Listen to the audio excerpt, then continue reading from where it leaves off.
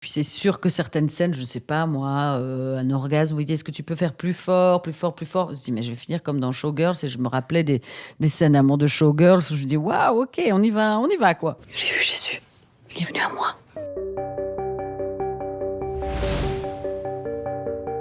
Bah, je dirais que c'est un mélange des 2 évidemment, qu'il y a pas à choisir et que quelqu'un qui manipule ne ferme pas la porte en disant: «Ah, j'ai bien agi». Enfin, on voit ça dans les Disney, tout ça, mais quand il y a une vraie, pathologie, on croit toujours qu'on est dans le juste. Enfin, je suis pas sûre que Trump se dise: «Là, j'ai encore chié, j'ai encore dit n'importe quoi». Je crois qu'il se dit: «Ben, j'ai dit une vérité, quoi». Donc Benedetta, je crois qu'elle a une croyance supérieure avec quelque chose que je trouve, je trouve qu'il y a une beauté, presque une pureté dans sa foi. Et puis après, effectivement, elle a toute la galvanisation catastrophique du pouvoir. Benedetta as a person is still very ambiguous. And I thought that was interesting too, that you are still not know exactly even now what was true there and not. Je sais pas comment Dieu fait arriver les choses.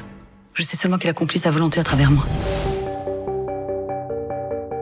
J'ai lu le livre, ou plutôt la thèse de Judith C. Brown, Immodest Act, qui est vraiment à la découverte des écrits qui sont en sorte comme le premier procès en lesbianisme, avec énormément de récits sur la vie de Benedetta, de témoignages, puisqu'il y a eu son procès, donc il y avait énormément de témoignages, etc., qui restituent tout le contexte politico-social de l'époque. Donc c'est absolument passionnant. It was written by Judith Brown, who was a professor in history in the United States, and discovered by coincidence in the archives of Florence when she was working on another historical project. She found this box. Every word basically that had been said in 1625 was written down by a scribe. That came to us 400 years later. Le livre parle de cette possibilité-là, qui est plus qu'une possibilité, je crois, d'un cas de schizophrénie aiguë.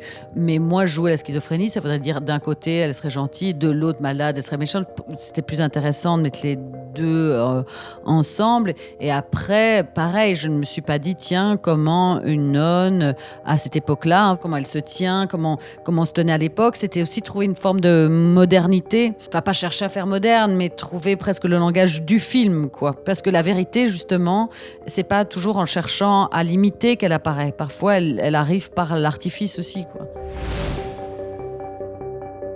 Ça m'intéressait de faire ça avec des gens que ça intéresse et qui regardent ça vraiment. Ça m'est arrivé dans un film où un réalisateur on sent bien que c'est pas... Mais il se dit, bon, peut-être que ça serait bien quand même qu'il y ait... Et là, moi, j'ai un truc, c'est même pas une question de pudeur. Là, j'ai un truc où j'y vais pas du tout. C'est montrer un sein, pourquoi faire ?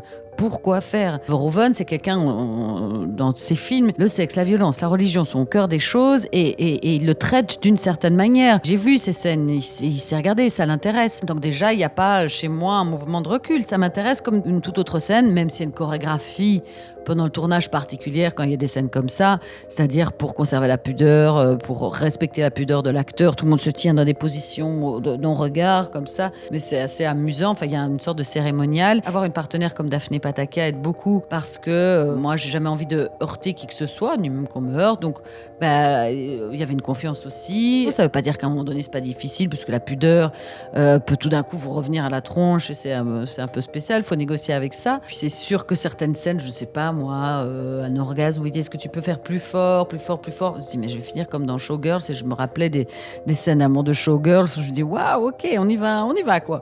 Mais ça frôle presque parfois un truc grotesque, mais j'aime bien cette chose-là aussi, en fait. There was no talk on the set about nudity. Shall I take my things out, or what are you going to see, or can you do this, or can you do that for me?